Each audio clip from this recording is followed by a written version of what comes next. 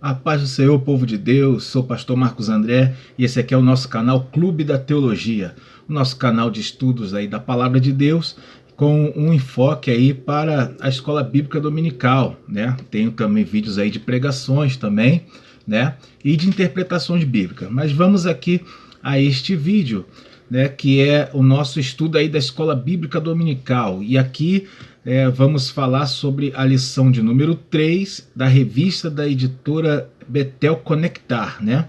A revista Betel Conectar, tá? Essa revista para jovens da editora Betel, que esse mês está tratando aí sobre as cartas pastorais, né? Esse trimestre. Então vamos aí a esta lição de número 3, lembrando que eu vou deixar aí, né, no link da descrição, vou deixar o link para essa lição que está lá no nosso blog, o Clube da Teologia, o nosso blog aí também de estudos, né? Então o blog é Clube da Teologia e aqui o canal é Clube da Teologia, tá bom? Para você poder aprender, preparar a sua aula, né? E dar uma aula de qualidade aí para os alunos, porque isso aí é o nosso objetivo, amém? Glória a Deus por isso. Vou deixar também o link aí para você adquirir o meu livro, né? Que está à venda em todo o país, em todo o Brasil. O livro O Maior Milagre de Jesus, que é o livro que eu publiquei pela editora Apres de Curitiba, e é uma bênção para você, amém? Vamos então aí à nossa lição. A lição é a de número 3 da revista Betel Conectar, e o título dessa lição é O Contexto das Cartas Pastorais, né? Então vai falar sobre o contexto das cartas. Vamos então entender isso aqui, tá? O versículo aí é o de Tito, capítulo 1, verso 10, tá bom? O texto de referência é 1 Timóteo 4, do 1 ao 3. E aqui vamos aí na lição. Você que é professor, é bom você focar aqui nesses objetivos, né? Entender aqui os objetivos e poder direcionar o teu plano de aula, aí, o teu estudo para você poder ministrar, né? Aí aqui tem alguns objetivos: detectar as sutilezas dos falsos mestres, conhecer os desafios vividos pelos pastores do século I depois de Cristo. Então isso aqui é o que você vai tentar passar para os alunos, né? Para os alunos poder pegar isso daqui, tá bom? Vamos aí então aí nessa lição de número 3. E aqui na introdução, deixa eu ver aqui, a introdução, eu separei já essa parte aqui, ó. Na introdução, eu separei a parte que diz aí, ó, as cartas pastorais têm como pano de fundo, né? Aí aqui vai falar do pano de fundo, ou seja, do contexto. Esse pano de fundo aqui que está falando é o contexto onde elas estavam inseridas. E aí a gente vai entender o porquê que elas foram escritas, né? Aí aqui fala assim, ó, um momento em que existiam muitas perseguições, falsos mestres, né, ensinando heresias, e pessoas que se sujeitavam não se sujeitavam ao pastoreado de Timóteo e Tito, né? Então esse era o contexto, esse era o pano de fundo. Muitas heresias, né, que estavam surgindo naquele período, o gnosticismo estava em alta ali também, né? E falsos mestres que ensinavam essas heresias. Eram pessoas que se diziam mestres, né? Conhecedores da palavra, e eles passavam heresias, né?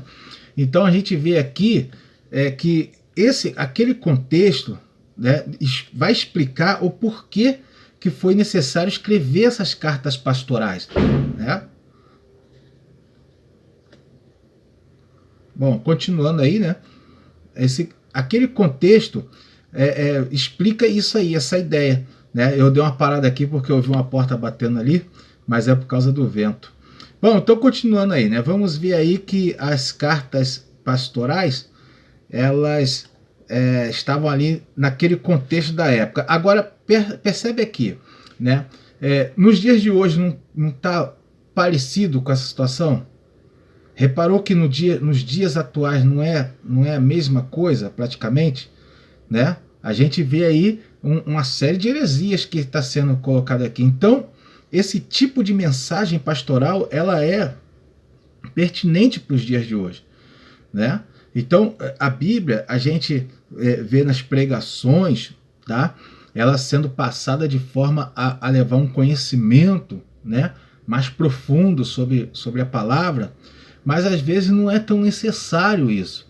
O que é mais necessário hoje? Né? Mais necessário hoje é o conhecimento pastoral, a recomendação pastoral, aquilo que se falava para as pessoas, né? Para os membros da igreja primitiva, o ensinamento para eles viverem uma vida de santidade, de devoção e tudo mais. Isso é necessário para os dias de hoje. Cuidar da família, cuidar da sua vida espiritual, tá? Tudo isso é uma recomendação pastoral, tá? Que é extremamente necessário para os dias de hoje, por causa exatamente do contexto, ser semelhante àquele contexto daquela época, né? Bom, continuando aí, né, no tópico 1, o título é Problema do Falso Evangelho, tá? Então aí vamos para o subtópico 1.1, que o título é O Cuidado com os Falsos Mestres, e aqui eu separei essa parte que diz aí: Paulo salienta que alguns, por torpe ganância, ensinam o que não convém, né? Isso aqui naquela época tinha e hoje não mudou nada, hoje é a mesma coisa, é o que o pessoal chama assim de mais do mesmo, né? É a mesma situação, alguns por torpe ganância, tá? O que acontece, irmão? O que acontece? Um dos motivos, né, dessa ganância seria para a pessoa manter membros, por exemplo, na igreja, né? Porque a igreja com muitos membros tem muitos recursos financeiros, tá? Então a pessoa, por ganância, ele faz o quê? Ele procura ensinar, né, o que não convém, né? Ensinar o que não convém, o que vai agradar as pessoas, tá? Para fazer a pessoa manter a pessoa na igreja. Então a ideia deles é essa, né? É uma ganância financeira muito desenfreada nos dias de hoje, tá bom? E por outro lado aí tem os pregadores, muitos pregadores hoje, que vai nessa linha desses pastores, né? Então eles ensinam o que é falso pela ganância de recurso financeiro e de fama, né? Para ter fama, né? Para ter essa agenda cheias, e por aí vai, né? Para os irmãos terem uma noção de como tá os dias de hoje. Aí você que é professor aí, está ensinando os seus jovens, aí, os alunos da classe jovem, né? Tem que alertá-los quanto a isso. Vocês têm que estar cientes disso aqui, tá? E você que é aluno, tem que aprender sobre isso. Amém? Separei também a parte que diz aí, ó, pois na maioria das vezes tem uma oratória boa, né? Tá falando desses falsos mestres, né? Na maioria das vezes, para a gente ter cuidado com eles, que eles têm uma oratória boa. O que é uma oratória boa? Eles sabem falar, sabem se comunicar, né? E eles usam isso para ensinar o que é errado, o que não convém, tá? O que acontece? Deixa eu explicar uma coisa aqui. A palavra de Deus, quando a gente ensina ela, quando a gente prega sobre ela, né, ela não vai assim, na verdade, atrair muito público, né?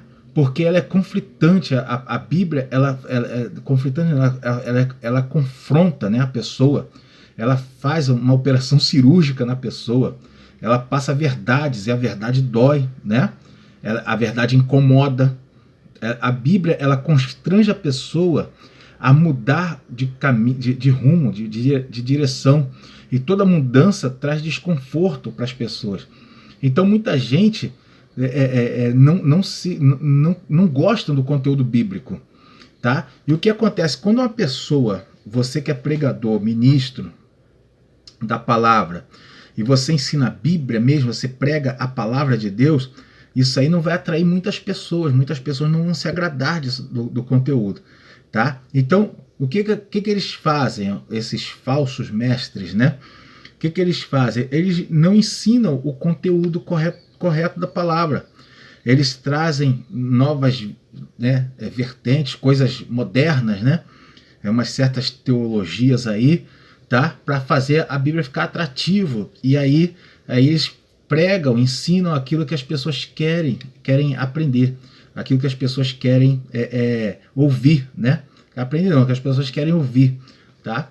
E por aí você vê o engano, né, surgindo. Bom, no 1.2, no tópico 1, o subtópico 1.2, o título é A Sutileza do Falso Evangelho.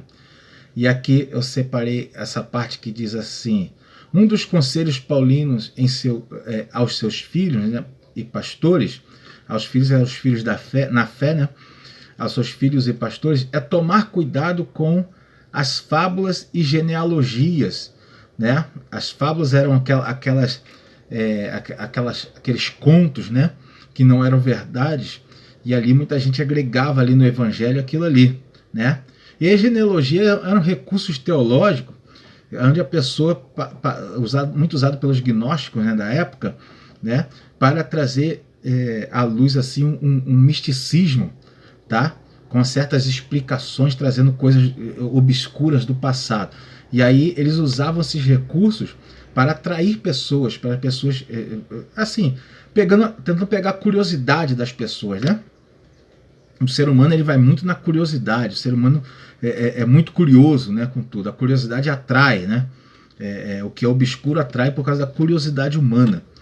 Bom, aí separei também alguns termos que nós temos visto aqui, ó. Teologia da prosperidade, aqui está falando, né, de algumas coisas, né? Aqui fala de, infelizmente a tendência ocorre em nossos dias e vem camuflada de núcleos educandários de teologia pela famigerada teologia da prosperidade, né? Aqui está falando aqui das teologias que tem hoje em dia para poder atrair pessoas. Teologia da prosperidade, né? Os irmãos já conhecem aquela ideia de tentando extrair da Bíblia, né, coisas que falam sobre prosperidade financeira, né, e como se isso fosse uma prioridade na Bíblia, né, e aí a pessoa vai e pega o ensino isso daí para as pessoas, para atraírem pessoas, porque todo mundo, quem não quer ganhar dinheiro, né, quem não quer ficar rico, ficar bem financeiramente, e eles passam a teologia da prosperidade colocando como se isso fosse um foco do evangelho, e a gente sabe que não é. Quem conhece Bíblia, ensina e gosta da palavra de Deus, sabe muito bem que o foco do evangelho é a salvação de alma, não é tornar ninguém rico, né? Bom, e tem também aí uma teologia liberal, né? Outra teologia aí que está muito divulgada, é um tipo de teologia que busca explicar racionalmente o que está na Bíblia. Só que o conteúdo bíblico ele se discerne de forma espiritual. Então, quando a gente tenta racionalizar, tentar explicar os milagres, as coisas do passado de forma racional, a gente está levando a Bíblia para um lado para o qual ela não foi feito. Tá? A Bíblia ela existe para nos passar o conteúdo espiritual. Por isso ela é compreendida de forma espiritual. Né? Bom, continuando então, o tópico 2 fala as heresias e seus perigos. E aí separei o subtópico 2.1, né? Desse subtópico 2.1 que tem como título o gnosticismo e seus males. Aí eu separei aí a parte que diz aqui, ó, no primeiro século da era cristã, o gnosticismo foi desenvolvido à margem do cristianismo e se caracteriza pelo sincretismo. Né? O que é sincretismo? Né? Sincretismo é mistura de crenças, mistura de entendimentos, né? Mistura das crendices. Então, ele aqui fala aqui, ó, combinando misticismo com especulação filosófica. Então, esse gnosticismo ele faz esse sincretismo, ele combina misticismo com especulação filosófica, tá? Isso acontecia na época e hoje ele tem uma outra roupagem, mas acontece também nos dias de hoje, né? Entendeu?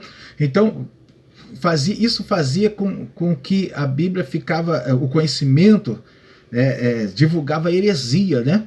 Então as pessoas iam na curiosidade, naquela época já, iam na curiosidade pelas coisas obscuras, né? Entendeu? As coisas obscuras, para poder adquirir mais conhecimento, né? Porque a palavra gnose ela fala de conhecimento, né? Então, com aquela ideia de querer aprofundar mais a pessoa. E as pessoas pela curiosidade humana, como eu já falei, elas eram atraídas por isso, né? Aquele era o problema. Hoje em dia aparece também, muitas heresias têm entrado por causa desse tipo de mistura que acontece hoje. As pessoas pegam conhecimento bíblico, misturam com crendices, né?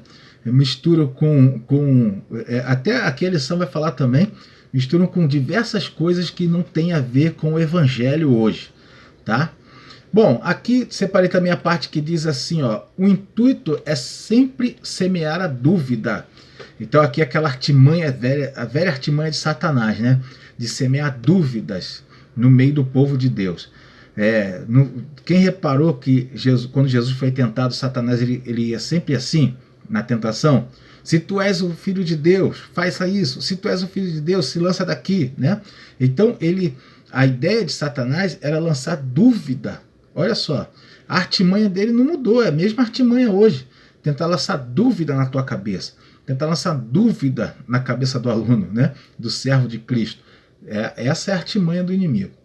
Bom, no 2.2, o título é A Teologia dos Judaizantes, né? Isso aqui é interessante, é também o mesmo contexto de hoje, né? Vou ler aqui, ó. A grosso modo, a parte que eu separei aqui, tá? A grosso modo, judaizantes eram pessoas que queriam colocar no evangelho algumas exigências judaicas, né? Naquela época era a circuncisão, a guarda do sábado, não comer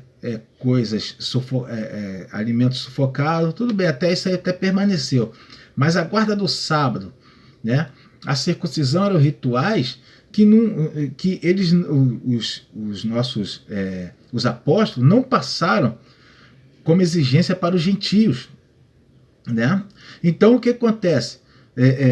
Naquela época, os judaizantes eles faziam isso, eles faziam com que eles promoviam, né, afirmavam, ensinavam que deveriam os gentios também seguir os rituais, né, os rituais judaicos, tá?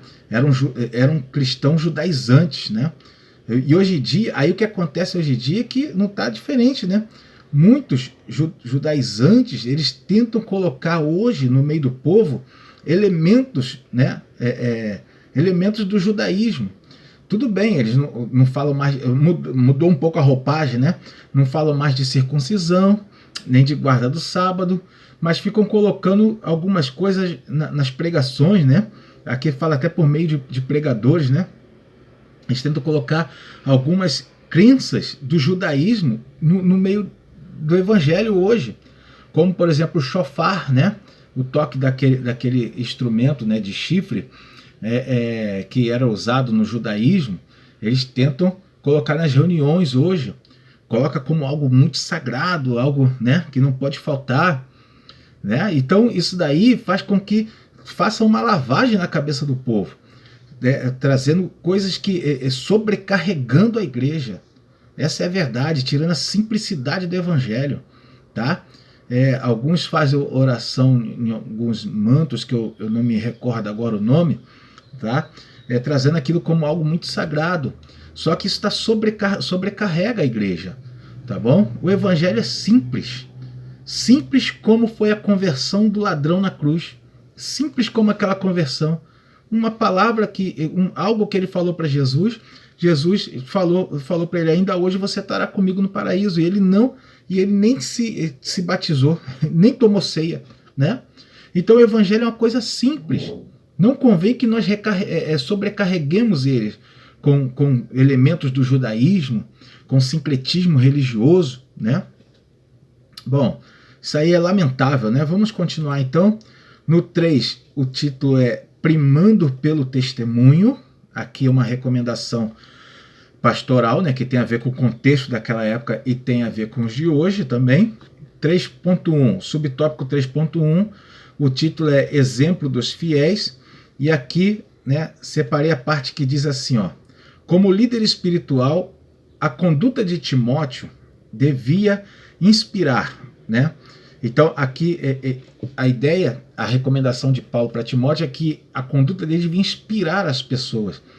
Ou seja, a pessoa vê o líder, Timóteo, devia sentir vontade, né, de servir a Cristo, né, de fazer a obra de Deus, tá? Eles deviam ser inspirados por Timóteo.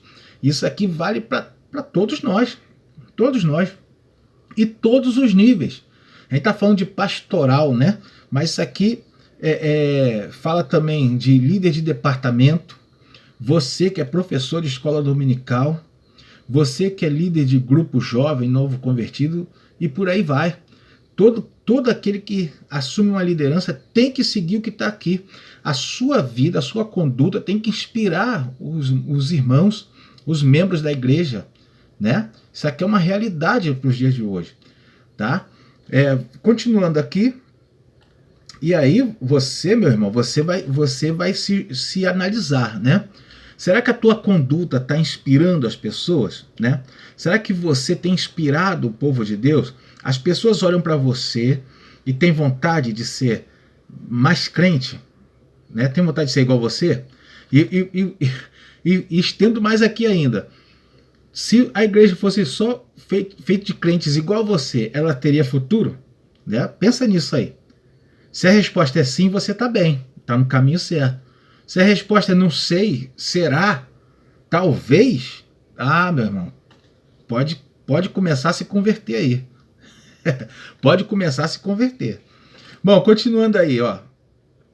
Separei também a parte aqui que fala assim, ó, que a exemplo de Daniel, as pessoas não encontrem argumentos de acusação que possa macular o nosso testemunho. Se refere aqui ao momento em que Daniel estava para ser lançado na cova dos leões, né? Não tinha como que os inimigos de Daniel, da época, inimigos políticos, tentaram encontrar algo que denegrisse a imagem dele, mas não tinha. Ele era perfeito nos seus caminhos, né? Ele, apesar de ser humano, mas ele não tinha nada que pudesse alguém acusar. Tá? Então isso aqui tem que ser um exemplo de Daniel, nós temos que ser desse jeito. As pessoas tentem buscar um erro em nós e não encontrar, né? Isso aqui é parte do nosso ensinamento aqui e vale a pena seguir, né, irmãos? Bom, 3.2, né, já caminhando aí para o final, o tema do 3.2 é Tito deve ser exemplo em tudo. Aqui recomendações de Paulo para Tito, né? Aqui é o seguinte, separei essa parte que diz aqui, ó, e que deixa eu ler aqui, ó, Paulo, ao aconselhar Tito sobre sua conduta, ressalta que é importante que sejamos exemplo nas boas obras e que na doutrina mostremos incorrupção e sinceridade. E aqui, essa parte eu achei interessante agora, ó. Além disso, pediu a ele que sua linguagem fosse sã e irrepreensível, né? Então, a linguagem dele fosse sã, quer dizer, não fosse doente, né? E é irrepreensível, tá? Aqui fala de um contexto, a tradição está trazendo um contexto de que muitos, os conterrâneos de Tito, eles tinham fama de ser mentirosos, né? Mas, aí, por isso Paulo deu essa recomendação. Mas vamos trazer para os dias de hoje. Trazendo para hoje. Tem se espalhado, devido à tecnologia, né? Devido aí à nossa tecnologia aí de vídeos, né? Que estão se espalhando pela internet, né? Todo mundo tem um celular, todo mundo grava, as pregações são muito gravadas hoje. E está acontecendo demais, a quantidade muito grande de pregadores, pastores que falam palavrões na hora da mensagem. Pode observar. Você que é cristão, com certeza já recebeu um videozinho de um pregador xingando um palavrão na hora da mensagem, falando uma palavra torpe, uma palavra chula na hora da pregação. Está acontecendo muito isso. Muito. Por que está acontecendo isso? Porque as pessoas estão filmando mais? Também, né? Também. Mas está acontecendo muito porque os líderes, muitos deles, né? Não vou falar a maioria, né? Falar muitos, né? Muitos líderes, eles admitem falar palavrão quando não estão no púlpito. Então, quando eles não estão no púlpito, eles falam palavrões, né? Usam linguagem torpe, linguagem de baixo calão no seu local de trabalho, né, em casa, na rua. E o que acontece? Eles se policiam para quando chegar no púlpito eles não falar. Mas uma hora cai, irmão, a capa cai. Uma hora ele vacila e fala, né? Tá pregando ali no calor da mensagem, ele vai e larga um palavrão pro meio da igreja. Tá acontecendo muito. E tem muita gente que vai estar gravando, aí pega aquilo ali e pronto. Aí viraliza aquela parte ali que ele xingou um palavrão. Isso está acontecendo demais, porque os líderes não têm cultivado uma linguagem sã fora dos púlpitos. Tá? Aí eles ficam se cuidando para que no púlpito, diante da igreja, ele tenha uma linguagem para a igreja. Mas não pode ser isso assim. O que você fala no microfone, a sua linguagem tem que ser a mesma que você usa em casa. Essa é a verdade. Tem que ser a mesma linguagem que você usa no seu local de trabalho. Você não pode ter duas caras. Você não pode ter duas faces, né? Tá? Então isso aqui é um ensinamento, tá? Passe aí para os alunos. Você que é aluno, aprenda e absorva isso, tá? Aqui eu, Pastor Marcos, estou passando isso para os irmãos e eu espero que realmente tenha efeito em nossa vida. Nós precisamos cultivar um evangelho, voltar às raízes do evangelho, voltar ao evangelho de antigamente. E quando eu falo evangelho de antigamente, não estou falando evangelho, né, do período da igreja no Brasil, não. Eu estou falando de evangelho do período primitivo, lá de Paulo e dos apóstolos. É desse evangelho que eu estou falando, tá bom? Bom, então vamos para a conclusão. Né? A conclusão, deixa eu só ler aqui. Ela fala assim, ó, os desafios enfrentados por Timóteo e Tito mostram o quanto precisamos estar alicerçados na palavra e sensíveis à voz do Espírito Santo para vencermos. Essa é uma grande verdade, tá? E o conteúdo dessa lição hoje foi para passar isso para os irmãos, tá bom? Que nós precisamos estar alicerçados na palavra, tá bom?